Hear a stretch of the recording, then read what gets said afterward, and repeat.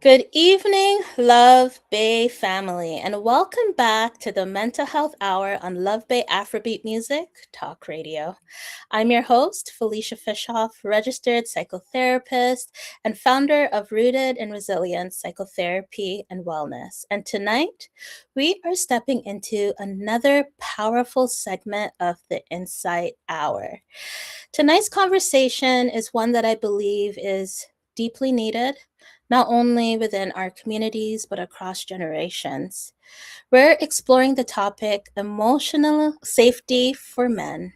When does it begin?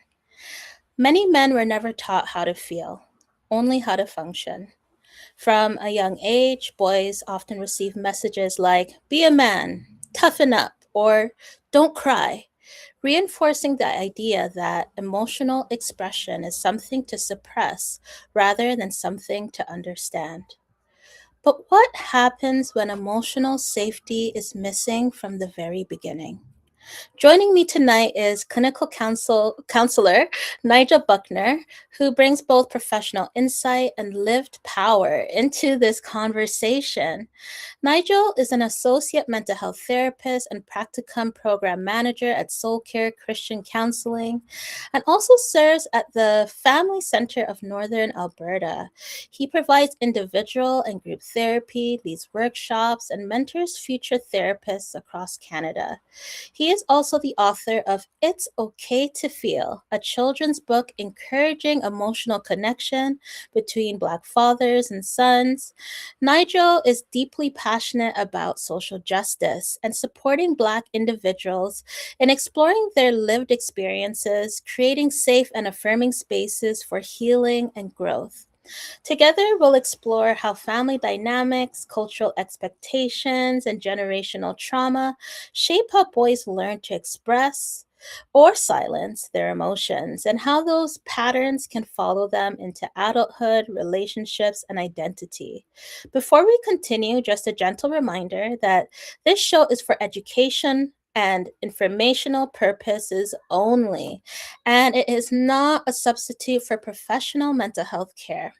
If you or someone you know is struggling, please reach out to a qualified mental health professional for support. And tonight, I want to invite our community into this conversation. Invite your brothers, your uncles, your partner, your sons, your nephews. This is not just a conversation for men, but for all of us who love them, raise them, and walk alongside them.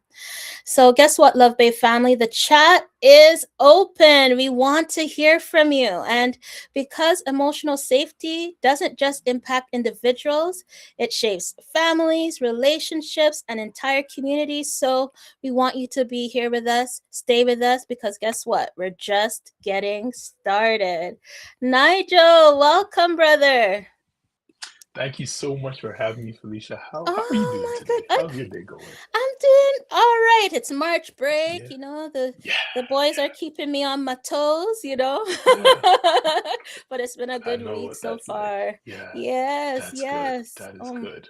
Yeah, Oh my gosh. I wonderful. have been beaming all week, Nigel. And I was like, oh my gosh, this is gonna be such a good conversation Yeah, it's because gonna be great. Yeah. right? We need to be talking about this because I feel like we don't talk about it enough, right? Hmm.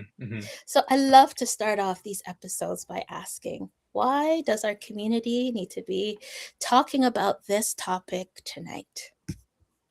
Yeah, absolutely. So the reason why we need to be talking about this topic, and particularly Mm, of emotional safety, is because emotional safety is important to the overall well-being of any person, but more mm, particularly our Black boys.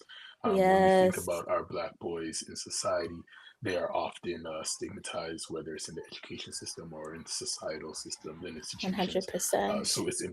So it's very important that we have these kind of conversations because in a nutshell, they shape our reality. Essentially, our Yes. Black boys, They go on to be fathers, they go on to be uncles, they go on to be friends and citizens in the community, and they contribute to society. So if we are raising 100. a generation of black boys and men Yes. who are not in alignment or in tune with their own emotions, it does leak Mm, somewhere. It does spill over somewhere, and that somewhere yes. often is within the family dynamic. And family is Absolutely. one of the first institutions that was Yes. created. So it's important that we have this conversation. Yeah. Absolutely. Boy, you're already dropping all, I always say it, Love Bay family, you're dropping all the dumpling one time. Dumpling. Okay. I love it. I love it that we're Hmm. starting Hmm. off like this so powerfully off the bat, right? Yeah. So, Yeah. for those that are listening tonight that doesn't Hmm. understand what emotional safety means, can you even Yeah. just begin Yeah. by starting us there? Like, what does it mean to be emotionally safe?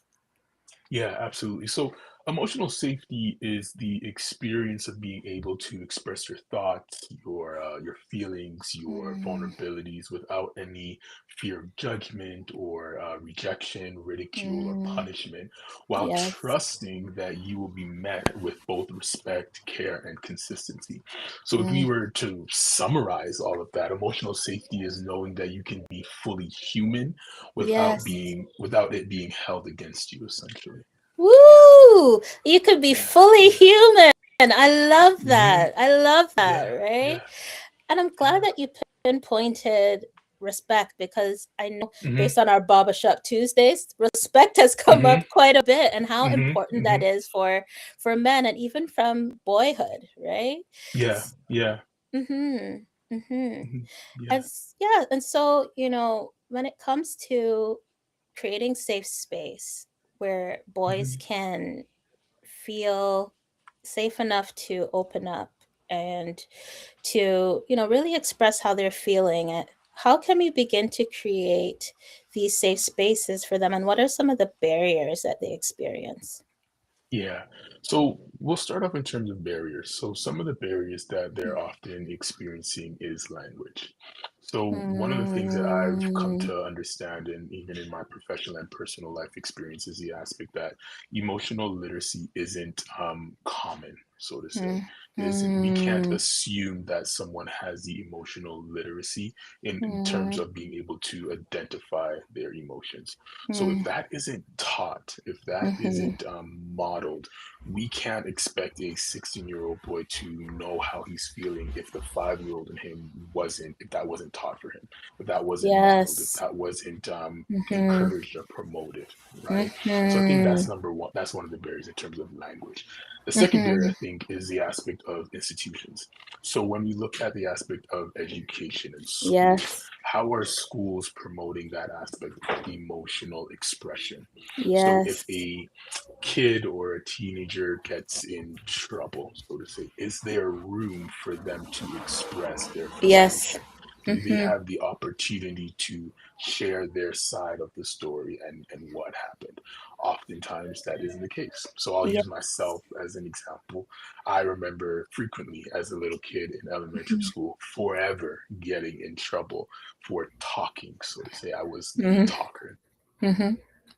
Mhm. and for whatever reason I couldn't, the teacher wouldn't allow my side of the story to be heard. I didn't have that opportunity.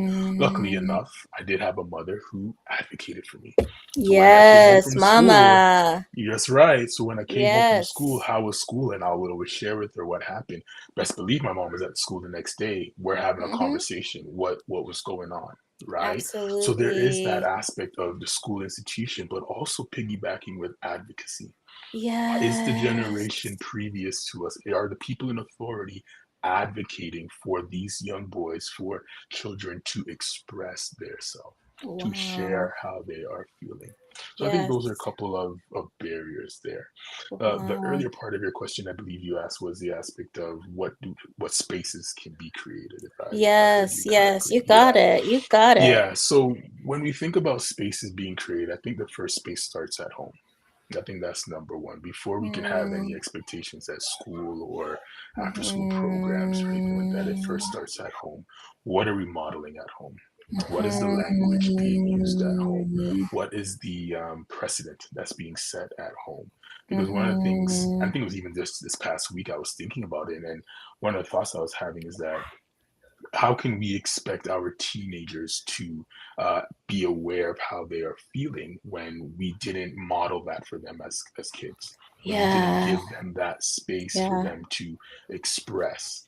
And I think a part of that aspect is, Mhm. especially coming from a Caribbean household, that Mhm. emotional Mhm. expression that isn't a norm, right? Mm-mm. So you crying, you being upset. What did I give you something to cry for? What, Oh, you know what I right? mean? Yeah. Right? All those messages, but that Yeah. communicated something to us, Of right? That course. taught Of us that course. emotional expression isn't safe here. Or if I do express, it's going to be met with some sort of punishment. It's going to be met with some sort of Mhm. discipline. So Mhm. subconsciously, it's that aspect. What hasn't been modeled and what has been modeled, something's been communicated.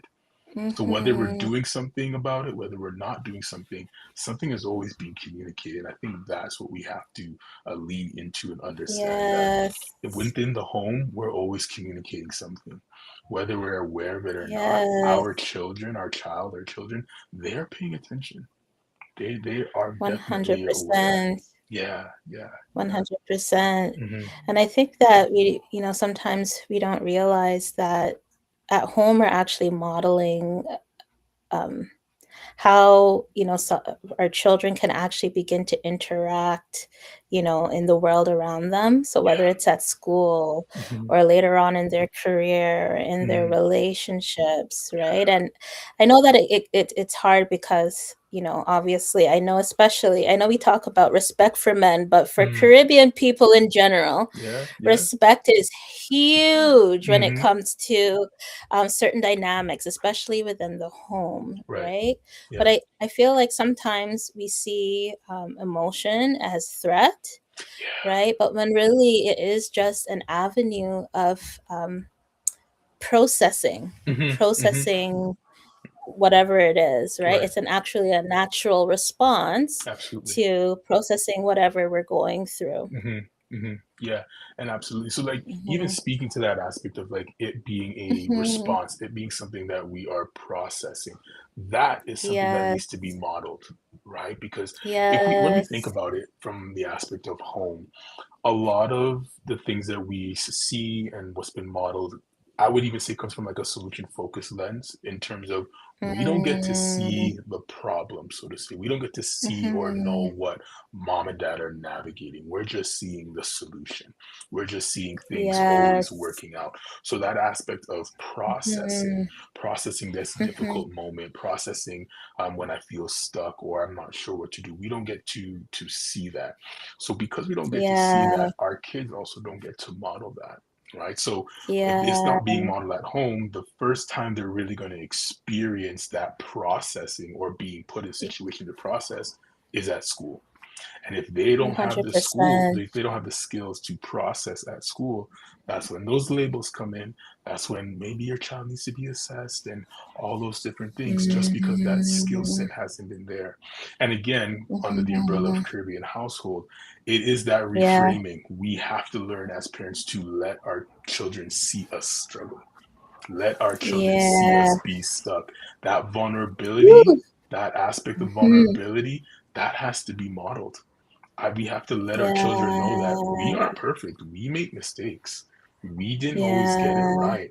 But if we are creating an image and modeling this aspect of perfection, that means there's no room for our emotions. That means there's no room for when I'm feeling this hard emotion. What do I do with it? I have to suppress it. I have to put it away. I have to hide. 100%. I have to hide it. Yeah, yeah, yeah. 100%. There's two different things that are kind of dancing around in my mind. Yeah. On one hand, I'm really thinking about the fact that many of us didn't have it modeled ourselves. And Hmm. so, Hmm. even becoming parents is like a refiner's fire where we're really Yeah. trying to figure it out ourselves because these are generational patterns. Yeah. And Yeah. then to even take that a step further, Hmm. I'm thinking about how, you know, expressing things like emotion and Yeah. being vocal. Those things were dangerous back in the day, Yep. right? When Mm-hmm. we think about things like slavery, when we think about Yeah. situations where people Mm-hmm. were getting lynched and Mm-hmm. killed, and Mm-hmm. like to speak up Yeah. was actually dangerous, Yes. right? Absolutely. And I wonder how much of this generationally is so ingrained in us that we've actually seen speaking up, sharing our emotions as a threat. Yeah, yeah, I would absolutely agree with that. I do think that is something that Yeah, has been passed down through us from generation to generation. I think it's subconscious. So I think it's the aspect 100. that it's something that just inherently lives in our body being passed down. And then it's the other Yes, side where we don't take the time to question why we do the things that we do, essentially. Right, we don't take absolutely. the time to do that. So to Absolutely. your point where our generation of parents are really Yeah. in that refiner fire where the things that Yeah. our kids are Yeah. doing, we would have got licks for, we would have been disciplined Yeah. for. We're now giving them Yeah. the room to express themselves because we understand that they're 5, they're Yes. 6, they're 10, they're Yeah. learning the skills. And I think that boils down to that aspect Yes. of unrealistic expectations that sometimes Absolutely. as kids we have these expectations that we are to be seen and not heard, that we are to Yeah. The things. right, we're to feel our emotions but we can't express our emotions, and then if Yes. it shows up on our face, fix your face, and all of those I terminologies, remember that. right? Felicia, fix your face. Yeah, yeah, fix your face. What did I give you something to be upset about? You know what I mean? All of those Yeah. terminologies, all of those Yes. languages, they formed us, they shaped us, right? So when we talk Yes. about this now, that is the emotional literacy now, right? Because when Absolutely. we really lock in and clock it, that's the emotional literacy that was communicated to us. Yes. Fix your face. Did I give you something to cry for? Why are you crying?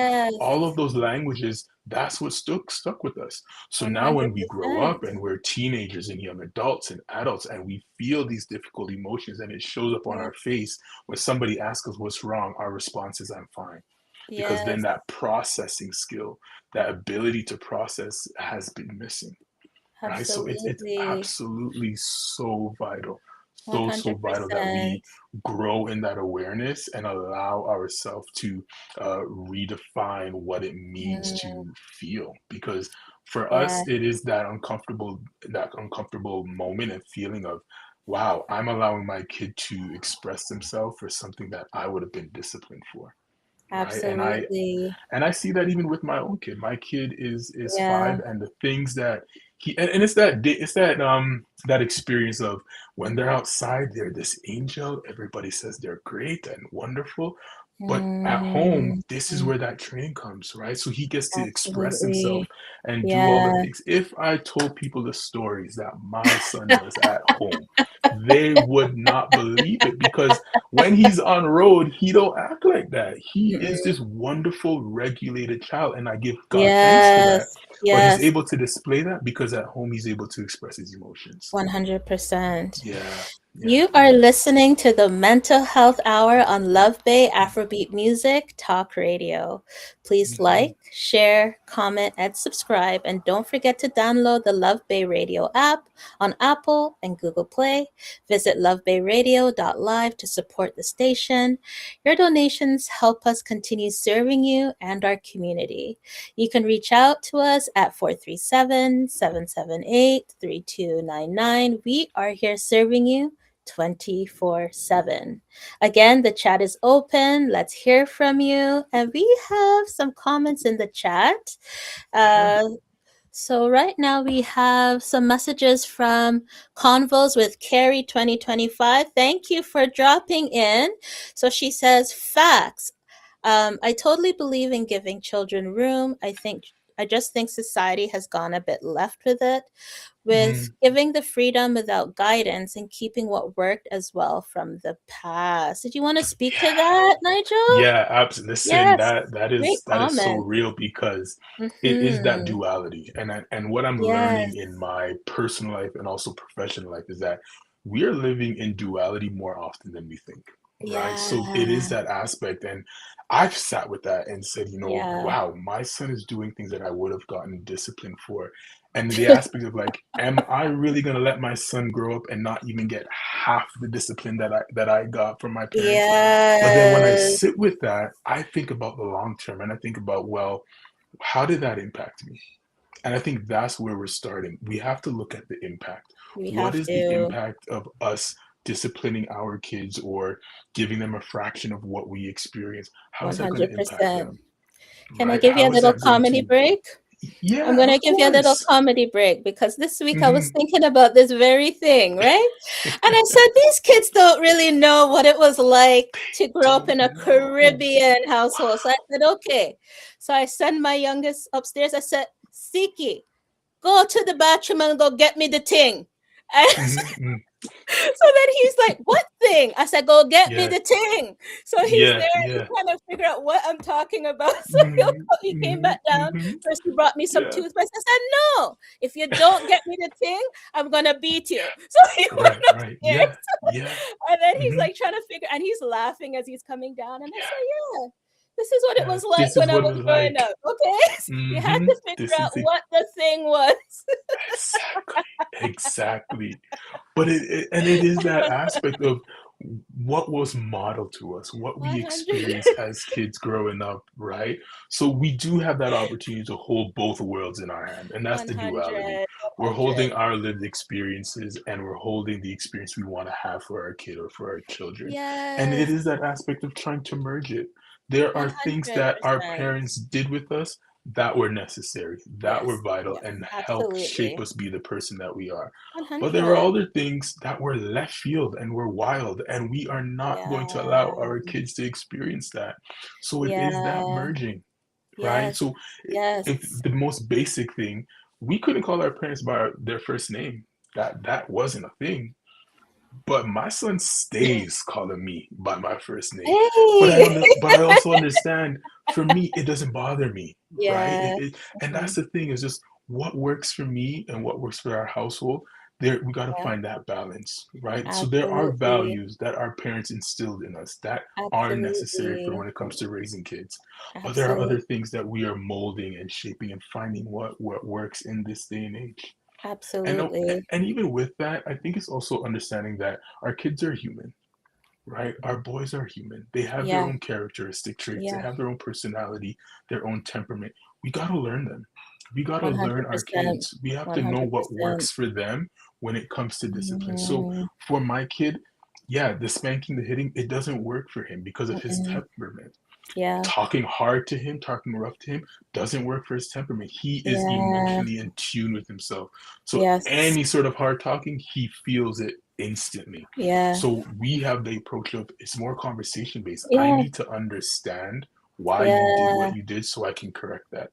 Disciplining you, beating 100%. you, spanking you, that's not going to help me understand. That's just me 100, releasing frustration. Yeah, 100%, yeah, 100%, yeah. right? Hmm. And really being able to teach them, that we can regulate our own emotions as parents as well Yeah. is also probably the one of the biggest lessons that they can learn, because Hmm. it could be like, Hmm. one, okay, mom and dad is upset, right? Yep. Um, but the way that they're handling it is different. That's it. They're That's it. choosing to move Yeah. differently. Right, and, Yeah. this is not about, like, shame, and there's not about, like, Mhm. doing things in one way, because we get it. It's hard to kinda navigate parenthood, and Mhm. again, like you said, Nigel, like, every child has their own temperament and their Yeah. own Yeah. personality and stuff like Yeah. that. But, when we're talking about emotional safety, when we're talking about, emotional, like, literacy, we also have Mhm. to learn that literacy for ourselves as well, Yeah. right? Yeah. Mhm. Mhm. Absolutely. Yes, yes, Carrie, absolutely. Yes, I think it is easier said than done with adults who are struggling with themselves and their trauma. Yeah. Yes, Yeah. yes, and Mhm. yes, which Yeah. is Yeah. why I strongly believe, and you can speak to this too, Nigel, that we have to Mhm. live by example. We have to work through our Yeah. own trauma. It's our responsibility. It's not our Yeah. kids' responsibility to deal with that. It's our own Yeah. responsibility, and we have to get on this journey for ourselves to show them that it's Yeah. possible. Because if Yeah. not, we just pass it on to the next generation anyway. Yeah, right? absolutely. I agree with that. How we Yeah, navigate and choose to navigate through our trauma and our lived experience, it is our responsibility. We can't not yeah, palm that off to our kids or anyone else. We do have to be responsible with that. But we also have to understand that there is support out there, that there are yeah. resources out there. And I think even one of the things that you said in terms of Mm. that emotional regulation, in terms of being aware, I think one of the greatest tools that I've been able to use for myself, but also for clients, is a feelings wheel. Being able to Yes, I just love the pull, feelings yeah, wheel. Yes. yeah, just being able to have that accessible and pull that out so that they can become aware of what they're feeling and being able to identify it. So I think that's where it starts. And even with that aspect of, healing your trauma and your lived experience, there are ways where you can bring your child along with you on that journey in terms of utilization of tools. Yes. Top the Right. So, ting. yeah, so making it a game out of it in terms of like pulling out that feelings wheel. What am I feeling what not right now? And what Yeah, word best describes that? Is it always going to be accurate or correct? No, but that's the whole point of yeah, being able to express yourself. It doesn't have to be correct, it doesn't have to be accurate. It just has yes, to have meaning for you. This is what I'm feeling in the moment. And sometimes yes, our feelings may not fit the event or the situation at hand. We can work with that later. The first step really is just identifying, this is what I'm feeling. This is how this yes, situation made me feel. And we just bring our kids along yes. that journey, giving them that skill set as we're learning it ourselves. Yeah. 100%. And I love that Hmm. you said that because, again, our cultures are so collectivist. We Yeah, yeah, we yeah. heal in the collective. Hmm. And I feel Hmm. like sometimes when we're working through our traumatic experiences, we think about it from an individual lens, right? Right. But I love Yeah. that you pull that in. Like we can still heal as a family, right? Yes. And as we're learning the language, we can bring our family along with us for that ride. Yeah, absolutely. And it's just that Mhm. aspect that we're leading the ride, we're leading the journey, right? So where we are in our lived experience of healing, all we're doing is creating a lane for our kids to walk in, to run in, to jog in, however they want to utilize that lane, so that when they cross the roadblocks that we've navigated through, they have the skills. Mhm. So where we Mhm. may have tripped up, they're able to run, walk, and have a smoother path because we Yes, did that work, right? So 100%. imagine, right, imagine the skills our kids are having at their age if we had at our Mhm. age. Where would we be emotionally? Yes. How would that have impacted us in our education and academic journey, in our Mhm. societal and social life? How would we have navigated those spaces differently if we had the skills that our kids are now having the opportunity to get now? And that's the Yes. point. It's being Yeah. a parent is so difficult because there's that aspect of we are digging, essentially. We are creating a path for our kids Mhm. to walk on, and it's Yeah. going to be very uncomfortable and Mhm. muddy and gritty for us because we're doing this deep work just so that our kids and the kids after them and generations after them can walk a bit smoother. And that's the hope, Yes. that they get Yes. to walk where we had to crawl, where we had to dig. They can now walk Yes. and take in the scenery and look and be able to have experiences and be in spaces that we may not have had the opportunity to be in simply because we did that emotional work. 100%. Yeah, yeah, 100%. I love this hmm, conversation so much. You know, I know that in the beginning you mentioned the yeah, hmm, stigmas that yeah, yeah, that boys and men face, especially hmm, as it relates to their emotions. Can hmm, you speak a little bit to that? Like, what are some of yeah, the yeah. stigmas that you've come across? And maybe we Hmm. could take it from there. Yeah. Yeah, absolutely. So, of course, there's Mhm. again that emotional language. So, there's things such as like, don't cry, man up, be strong. Those statements have Mhm. shaped our emotional literacy, emotional Yeah. expression, and it's essentially Mhm. put us in a box. Essentially, it's put us in a box where it's told us that we have to be silent. Mm. When what I've done with a lot of my clients, especially like male clients, in terms of exploring their relationship with words, exploring their relationship Mm. with phrases, because once we explore those relationships and begin to understand how some simple statements, words, the impact it's had, we can then start Yeah. to unpack and explore, well, what did you need in that moment, and start to Mm. reframe it and give Yes. ourselves what we need, right? So Yes. it's understanding like these statements, these words, they take Mhm. deep root in us from childhood, teenagehood, and they Yes. stick with us.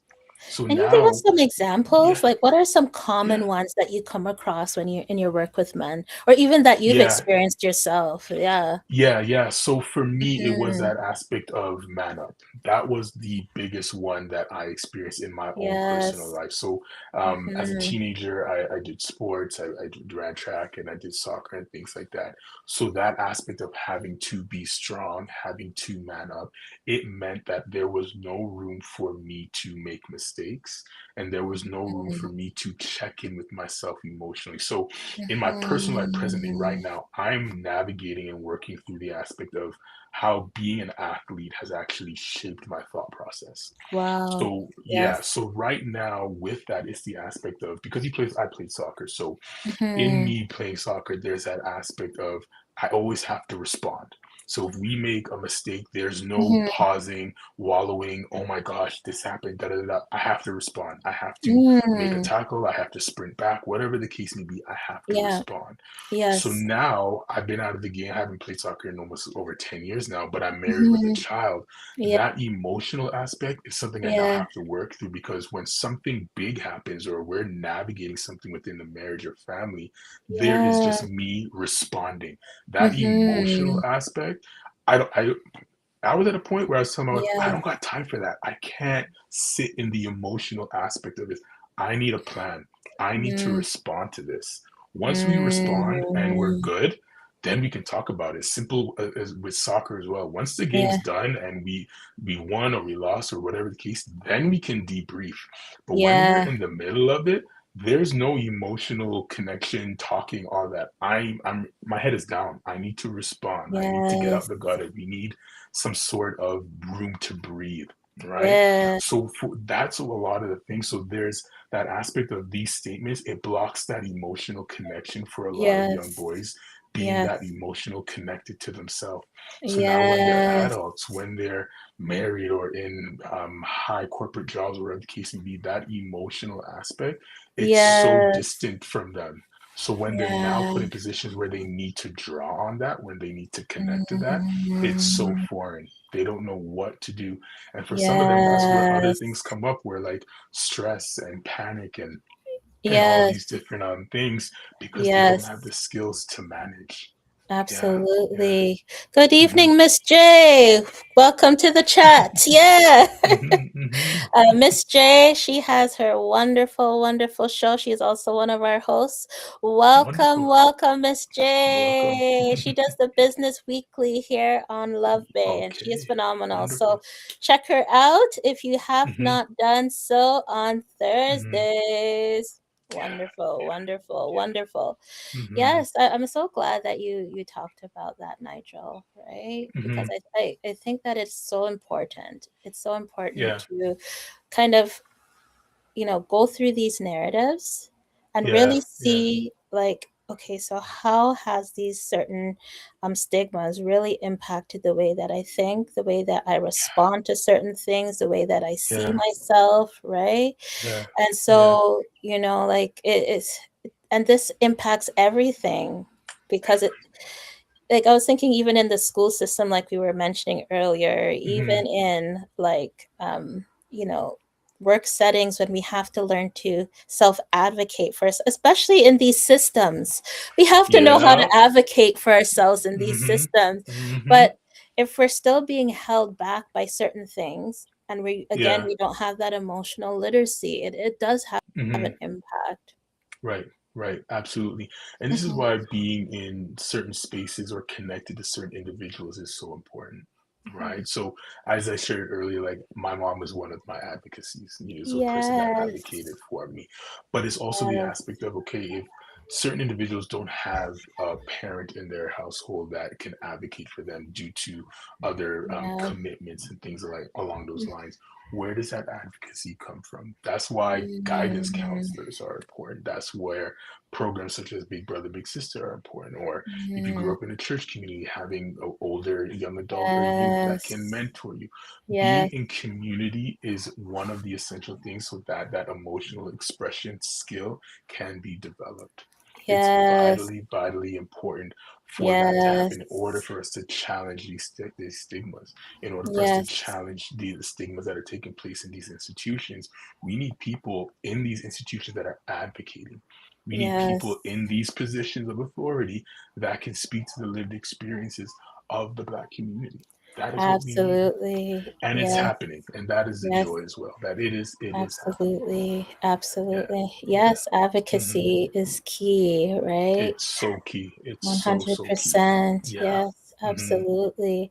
And, I think that when we can learn to, and it's hard, I work with Yeah. clients through this, but when we Hmm. can learn to self advocate for ourselves, especially Yeah.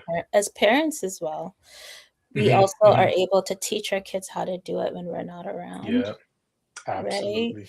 But Yeah. it's hard. Yeah. It is hard. Love Bay It family, I'm is. acknowledging it. It is hard. Oh, wait, Miss Hmm. J is in the Hmm. room. It is challenging. She's going to pull up my socks. It is challenging, right? It is Yeah, challenging. yeah.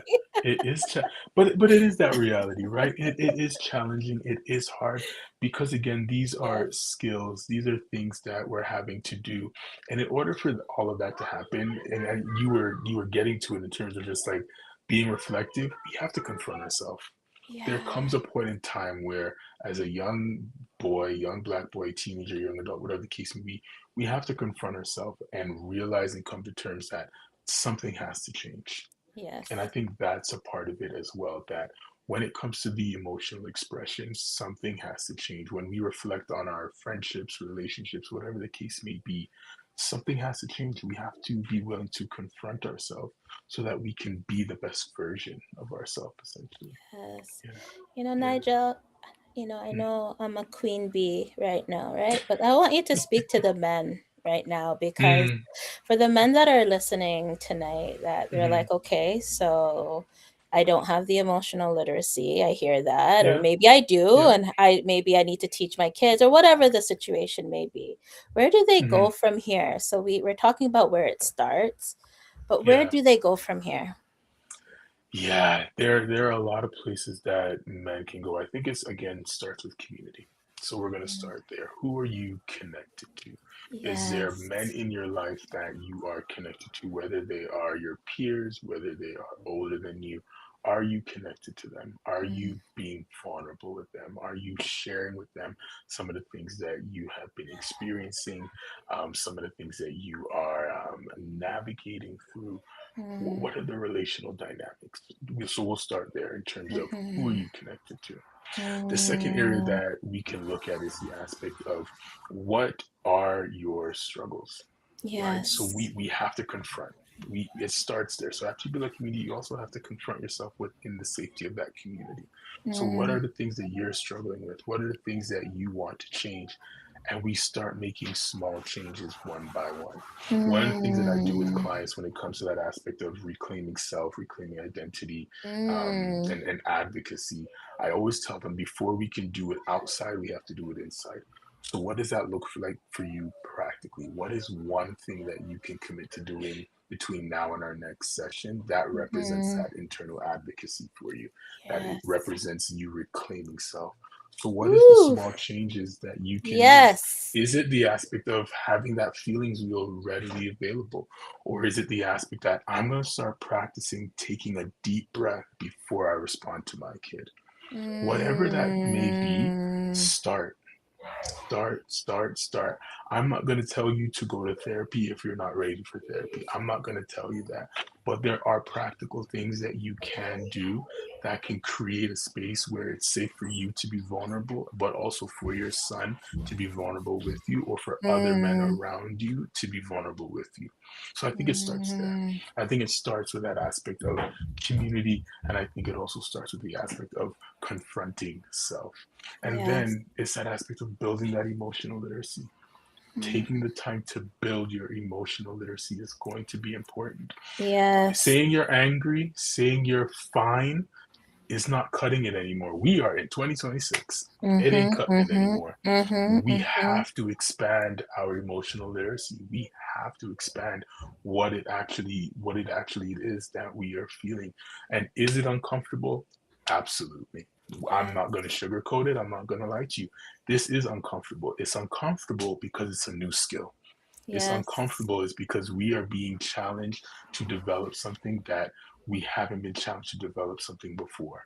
I'll Yes. use myself as an example. Coming home from Yes. school, my mom would ask me, "How was school?"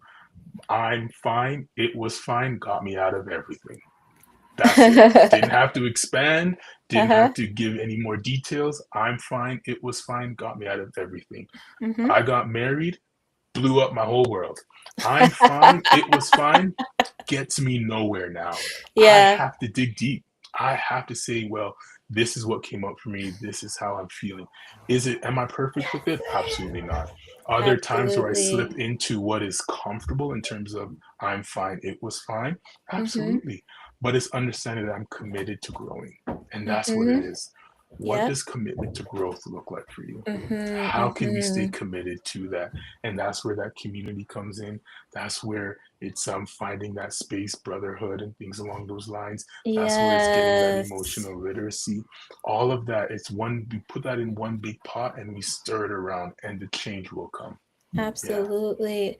I'm so Hmm. glad that you Hmm. brought up relationships because Yeah. how can we create emotional safety for men in the home that are Hmm. learning how to Yeah. get this Yeah. emotional Hmm. literacy? Like, what can, Yeah. you know, women Hmm. do to help Yeah. out, you know? Yeah, I hear. And we'll start by saying like we know this is a touchy subject in terms of how Yes. females contribute. We know that's a touchy subject, but here Yes. is the reality. It is the aspect of having a space that is soft and being able to know that them coming and expressing to you is not with the lens of being fixed. Right? I think it starts with them having the space to know that they can just be their authentic self. Can you hold their raw emotion?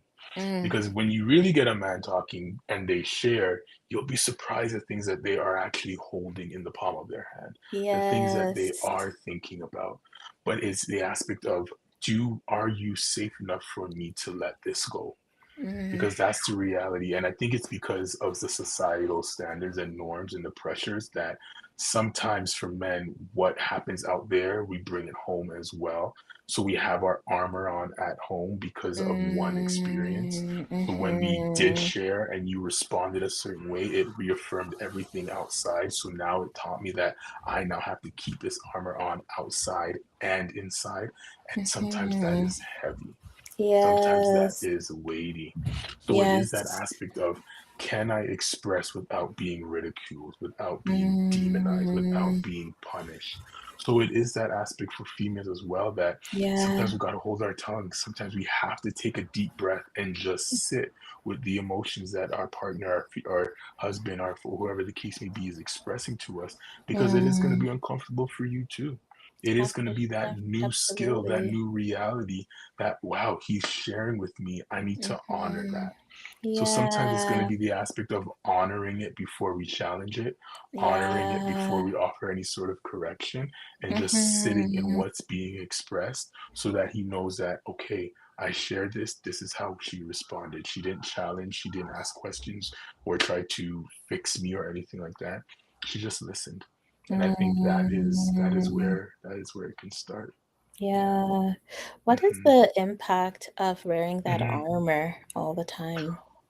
Oh man, wearing that armor, there's so much impact. There's stress. There is It can turn into the most extreme things like heart disease and all of those different things. But I think the most biggest thing is that aspect of Mm, stress management. Just how are men managing their stress? What does that look like? Where do you get to take that armor off? If you can't mm, take it off outside and you cannot take it off at home, where are you taking off that mhm, armor? And that's where mhm, sometimes unhealthy addictions and coping strategies come in that mhm, does not promote the overall wellness of the man. But it is mhm, that question, where do I get to take off that armor? So to the men mhm. that are listening, I pose that question to you. Where do you get to take off that armor? Where do you get to take off that helmet, that sword, that breastplate, the Mm, shield, all of these things that you're wearing to protect yourself outside? Where do you get to take it off? If you're not taking it off at home, where are you taking it off? So there's two parts. Where do you get to take it off? mhm, And where are you taking it off? And that is where I mhm. believe it's going to start. We have to come and Absolutely. confront ourselves. Yeah, yeah. Absolutely. You Hmm. are listening to the Mental Health Hour on Love Bay Afrobeat Music Talk Radio. Like, share, comment, and subscribe, and download the Love Bay Radio app on Apple and Google Play. Visit lovebayradio.live to donate and support the community. Call us at 437-778-3299. We're here serving you 24/7. And the chat is open. We want to hear from you, Love Hmm. Bay family. You are welcome here. Amazing, amazing. So what? So I know that you mentioned that you've invited listeners Hmm. to think about, okay, well, if you're not taking down the Hmm. armor Yeah, at home, where are you taking mm, down the armor? And I yeah, know that when we don't feel emotionally safe, sometimes that these things can become maybe like addictions because we're trying to cope. yeah. We still have to cope Right. with it. It doesn't Yeah, just absolutely. disappear. Like, Exactly. so Yeah. what are the impacts of not taking off the armor? Are there like physical things that we end up doing instead when we don't have a healthy outlet? Yeah, absolutely. Drinking, the substance use, those are some of the things that I've seen men turn to. And I think one of the Mm, things that when it comes to that is there's a need. Right? yes. So when we don't have the opportunity to take off that armor, that means we're suppressing a need that we have. And when we suppress that need, we go and try to Mm, alleviate that need and fulfill that need mm, somewhere else while still keeping the armor on. yes. That's where secrets come in. That's where Ooh, sneaking off or hiding or things along those yes. lines and addictions come in that we're trying to hide simply because we're trying to sit in that duality again. I have to keep this armor on, but I still have this need. What do I do? How do I hold both of these? And that's when we merge them together. And sometimes it isn't that merging together isn't healthy. So I one of the things 100%. I've yeah, one of the things I've had to support a lot of my male clients with is that Mhm, aspect of like pornography. That is something mhm, that is a growing thing amongst men, mhm, especially with mhm. black men. And it's that Yes. aspect of, okay, pornography is the symptom. What is the need? What is underneath there that we're needing? And Mm, it's that aspect of a lot of them, it's that aspect of rejection. My yes. needs were rejected. I didn't have a space where I could again take off that armor. I didn't have a space Mm, where when I attempted to take off that armor, I was yes. met with punishment or I was met with this statement or this phrase. So it would Mhm. taught me that I have to keep this armor on. And the Yeah. reality is, a lot of men don't want to be carrying this armor. A lot Mhm. of men want to take this armor off, but they Yeah. don't feel like they have a safe space where they can. And it's going to be Mhm. that partnership of them confronting and a safe space with their partner, friend, family, community being created so that this Mhm. armor can have a place to land, where this armor can have a place to sit. Yeah, Mhm. yeah, Well, again, I have the two tracks in my mind. yeah. Yeah, Talk to I me. have Yeah. this, right? So there's one, on one sense, I want to talk about, Hmm. the shame that kind Yeah. of comes with that. Yeah. Um, and then on the other hand, I also want to talk about the anger and how that Yeah. seems like the most appropriate emotions that we allow men to express. Hmm. Um, and yet there's so many other emotions underneath the surface, even it Yeah. that primary emotion is anger. So Right. I don't know where you want to take it. You have Yeah. I two I got you. balls. take Yeah. take Let's take go. whichever. So let's talk about it from where we started earlier, talking about that aspect of modeling, right? When we Yes. look at society, anger is what's modeled as acceptable. Yes. Shame is what is modeled as to be hidden. We don't talk Mm. about shame in that aspect, but we talk about anger Okay, okay, very you much. have to say that again because if people were trying to write that down, Gotcha, they gotcha. missed Yeah, it because that no was worries. hot. That was hot All off the right. press. Go ahead. So let's talk about it from the aspect of modeling. So Yes. societal wise, in society, anger is what is modeled as acceptable. Yeah. Shame is modeled to be hidden, Mm. right? So when we look at it from that aspect, when we talk about anger, well, if Yeah. this is what's modeled to me in terms of music, in terms of TV Mm. shows and Mm-hmm. movies at Mm-hmm. home from uncle and all of that, Yeah. then that communicates to me that this is acceptable, but it's Yes. acceptable up until a certain point, right? So Mm-hmm. up until a certain point, this anger is acceptable, and then that expectation is, well, you can't be angry in this space. Yes. What is a young person to do when all that they've been taught was how to be angry? If all was acceptable for them was to be angry, that means there's more emotions that they need to understand and express and put in their literacy bag to communicate, but that's going to take time, right? So that anger that's been there, Mm. it's sitting with them for such a long time because that's what was modeled to them and expected. So this is where it starts from that Yes. little 5 year old, that 6 year old, that 7 year old. What Mm-hmm. are we modeling to them outside of anger? So when they're expressing their anger, are we challenging that with them? Are we inviting them to think a bit more, or are we giving them more words to express what they're feeling? So yeah, you can be angry, but what's underneath that? Are you angry because you're sad? Are you angry because you are disappointed? Are Yep. you angry because something happened to you that you didn't like and there was some sort of injustice? What's underneath that? Mm-hmm. Because Mm-hmm. we've taught anger to be the end and be all emotion when anger is just a primary emotion. It's That's just a right. surface emotion. That's There are right. so many different things underneath that. And when we go underneath that, we will really see the vulnerable aspect of a man, of a boy, that they are dealing with some intense emotions, but what comes up is 100%. anger because anger is what's accepted. So because 100. that's what's accepted, I expressing anger means I'm accepted now. That belonging aspect is then present for them, and everybody Yes. wants to be along. Everybody wants to be in community, Yes. and then you get that stigma. You get that um, yeah, we'll use the word stigma, but in a more Yeah. positive way in terms of your name in the street is that, yeah, you don't want to get him annoyed. You don't want to anger him because he can really Mm-hmm. do something about that. Right. So there's that anger Mm-hmm. aspect. Yes. But then when we lean into the shame is Yes. the aspect of what's been modeled to be hidden.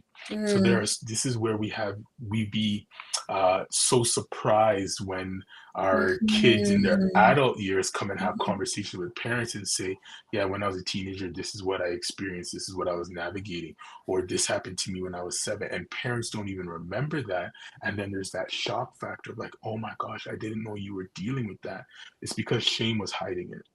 The shame of having Mm. to hold this armor, the shame of having to cope the way that we do because it wasn't acceptable, but I also didn't have a space to share that. Right? So Mm. shame is that aspect of hiding ourselves from ourselves, hiding ourselves from Yeah. our needs, hiding ourselves from the support that we need. Because if we Mhm. express it, what does that say about me? Are you going to think differently about me? Are you going to judge me? Are you going to ridicule me? Are you going to Mm. punish me? And because we can't speak to the certainty of that, we Yes. know shame, we know hiding is certain, we know we have control over that. So I rather lean into the control of my shame, control of hiding this, than exposing it to someone where that support isn't guaranteed. Mm. Yeah, yeah, yeah, Just dropping all the gems. yeah. You're But dropping yeah, all the gems. the shame and the guilt Mhm. and the anger, it's all modeled to us. It is all being 100%. modeled to us. Yeah, it's all being modeled. Yeah, yeah. Mm. Hmm. Yes. And so there's this need to flip the script, Hmm. right? Because Absolutely. right? Hmm. Because even with anger, anger gets a Yeah, bad rap because anger absolutely. can't, you could be angry and be healthy in your anger. Because some anger is Hmm. justified, right? Right. Yeah, But yet absolutely. it really has a bad rap. And Mhm. we expect anger to look like a particular thing, and especially like you were Yeah. mentioning for men, you know, Mhm. where we teach men that okay, you need to be aggressive to get your Mm. point across, right? Yeah. Mhm. And that is the only thing that is acceptable for you to do. Right. But men have a whole bunch of other emotions because they are still boys that grew up into men. And if we look Exactly. at our children, we look at our sons have so many emotions. Trust me, I know. I Mhm. have two of Mhm. them, and I'm like, Yeah, wow, yeah, yeah, yeah, yeah. there's a whole lot, and those just don't Mm. disappear, but They it don't. becomes hidden. Yeah, yeah. It becomes hidden. And it Mm, becomes hidden because and I don't know, maybe there needs to be research done on this, but I will go as far to say yeah. and go on a limb and say that shame is modeled and experienced before anger is. I will go so I remember Hmm. my son is 5 and I can recount Yeah. moments where I know for sure he felt shame. I Hmm. know for sure he felt that. Of course, the Yeah. situations happened and it wasn't um, intentionally inflicted or anything like that, but Yeah. I can tell in his processing in Yeah. that moment, he 100. felt that shame. And I Yeah. had to make sure I corrected it. And I think when Yeah. I say that, I think this is the important point. What does repair look like? And I think that's a part Yes. of it as well. What does repair look like? So we grew Yes. up in a household where we're very good at disciplining, but that repair did not happen Ooh. intentionally or with vulnerability. Repair looked like come your dinner's on the table, come eat your food. Repair looked like are you okay? And if we say Yes. yes, no, or whatever the case may be, we are then left alone. What does repair look like? Because when we take the time to repair with our boys, we are teaching them vulnerability. We are giving them that aspect of communication and the emotional literacy. And we are giving them the space to also share what they're feeling and what came up for them. Repair is so important, and repair challenges that shame.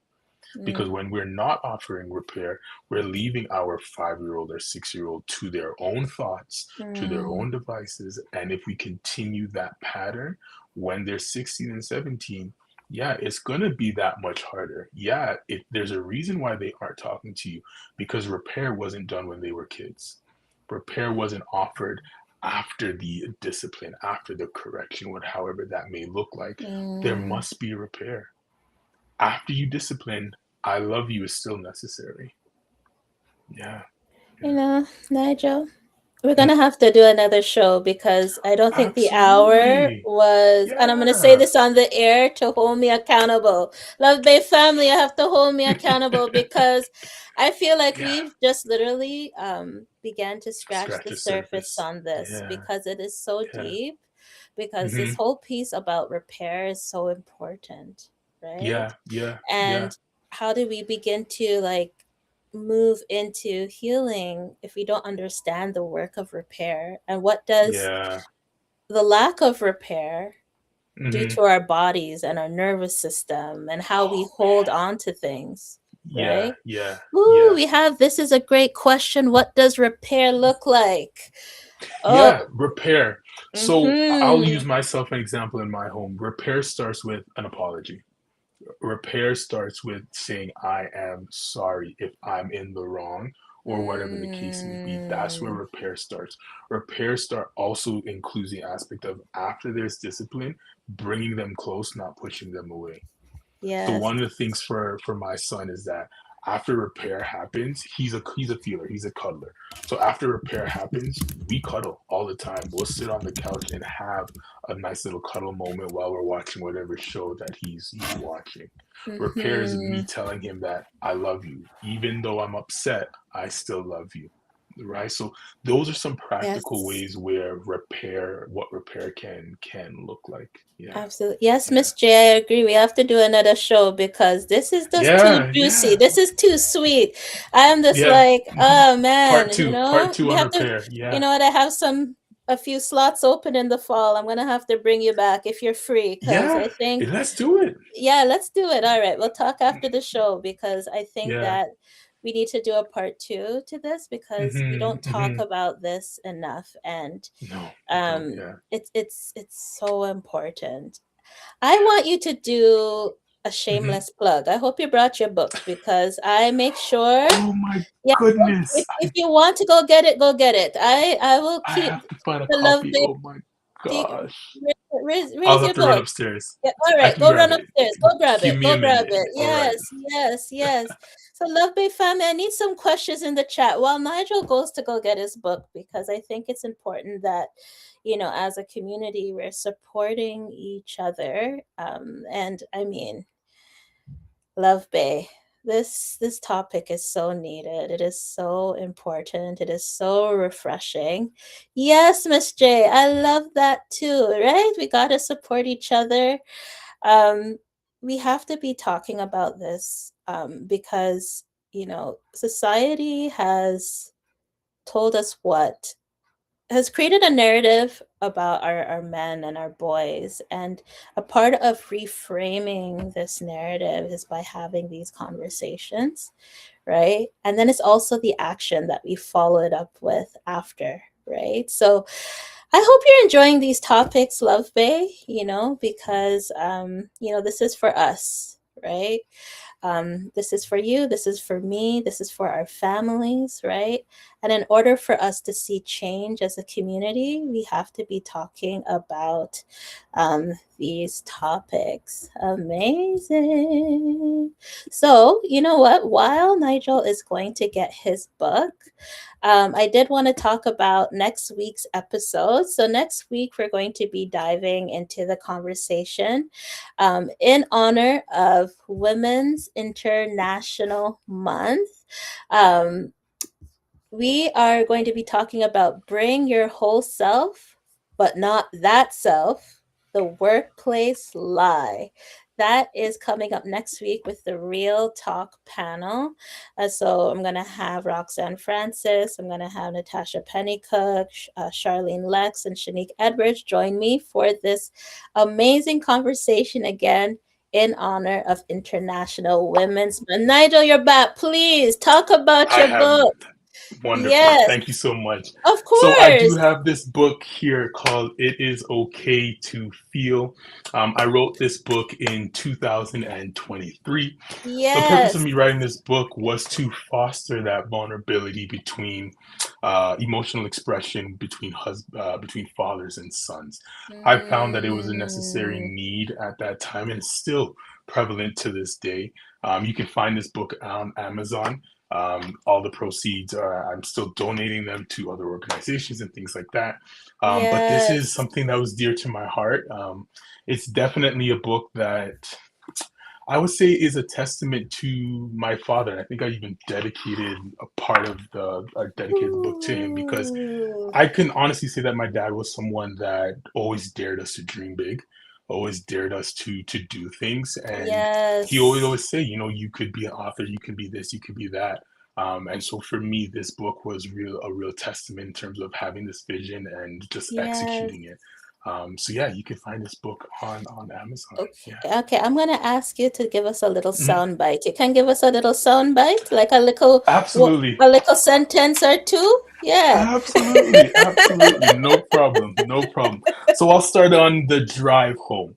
So I'll read from here. Michael's Yes. dad picked him up from school. Already aware of what happened, he asked Michael, "How was school today?" Michael's response was, "Fine, Dad." Michael's Mm. dad responded, saying, "Your teacher called me and told me what happened. Are you sure you are okay?"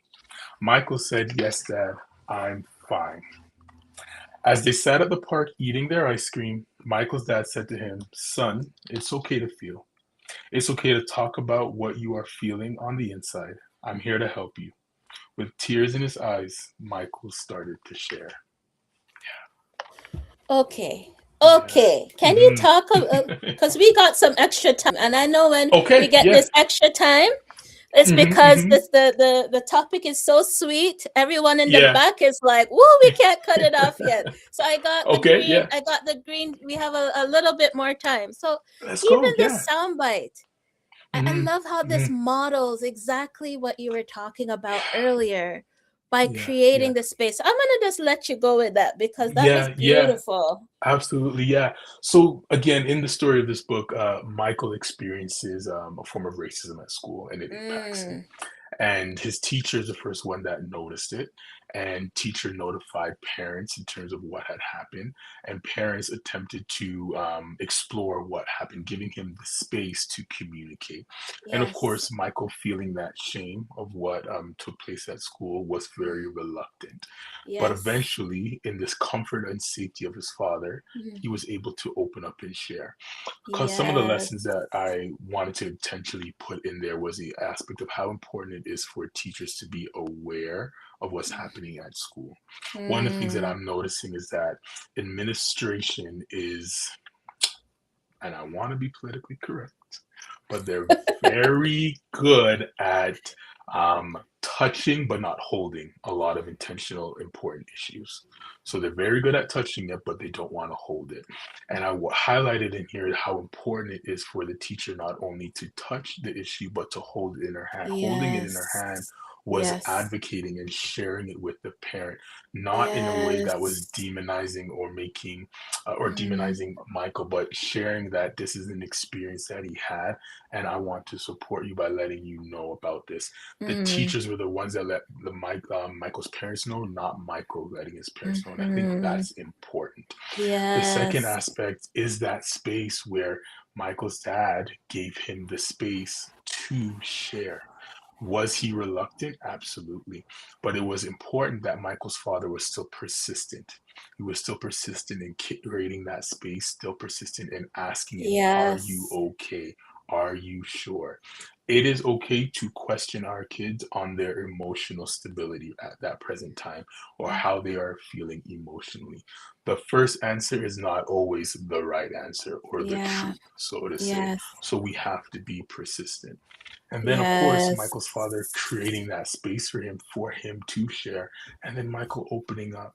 Michael can only do that because of what his father said. Fathers have to lead.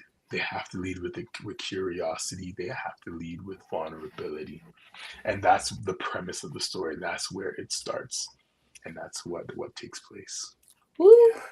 That was Hmm. amazing. That was beautiful. Oh my God. Yeah. And you just speak this Hmm. because a part of creating that space was Hmm. co-regulation.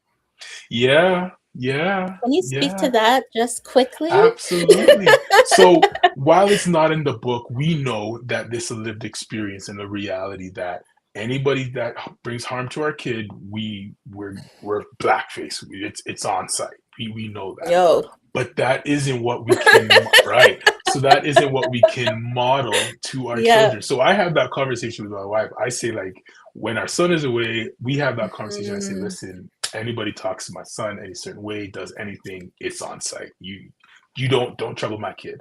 But that's not what we need to model. We have to lead with that vulnerability. We have to be emotionally regulated. So in the story, could Michael's father and parents be really upset about what took place and pull him out of school and Absolutely. make it?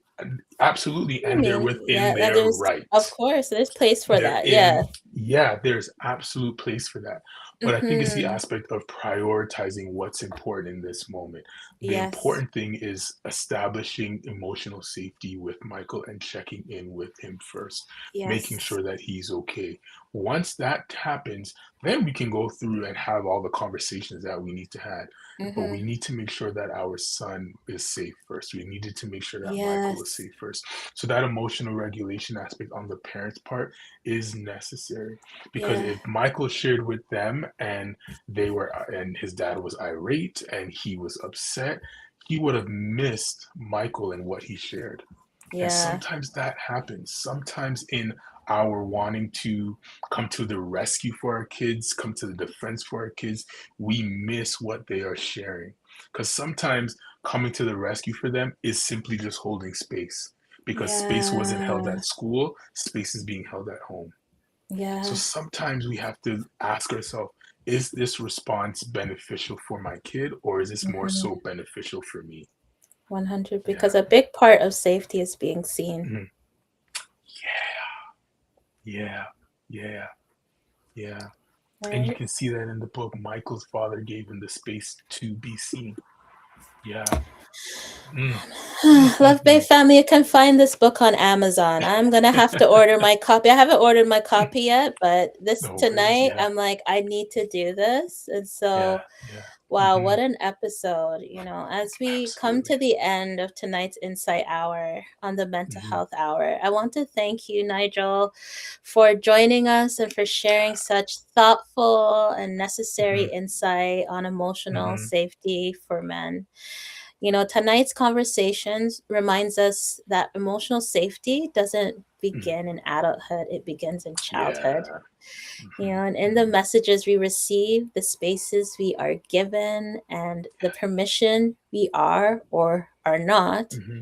granted to feel. Yeah. And if we want to raise emotionally healthy men, we must first create environments where boys are allowed to be fully human, where vulnerability is not seen as weakness, but as strength. Again, I want to thank everyone who joined the conversation with us tonight, whether you shared, reflected, or simply listened. Your presence matters. Hmm. And before we close, I just want to remind you again that next week is our Real Talk panel conversation in honor of International Women's Month, where we're going to be diving into the conversation. Bring your whole self, but not that self. The workplace lie. And this will be a real, candid, and yet a necessary discussion about what it truly means to show up authentically in the workplace and the unspoken rules that often tell us which parts of ourselves are acceptable and which parts are not. I'll be joined again by our incredible Real Talk panel, Shanique Edwards, Charlene Lex, Natasha Pennycook, Roxanne Francis, and myself, as we unpack identity, authenticity, pressure, and the realities many women navigate in professional spaces. You do not want to miss this one. So, Hmm. if tonight's conversation resonated with you and you're seeking support for yourself, your relationships, or your family, you're always welcome to connect with Nigel. You're welcome to connect with myself, or please find someone local to you. There are so many mental health providers that are safe spaces, so please reach out to someone. I'm your host, Felicia Fishoff. Thank you for spending this time with us on the Mental Health Hour. Again, right here on Love Bay Afrobeat Music Talk Radio. Until next time, take care of your mind, your body, and your heart.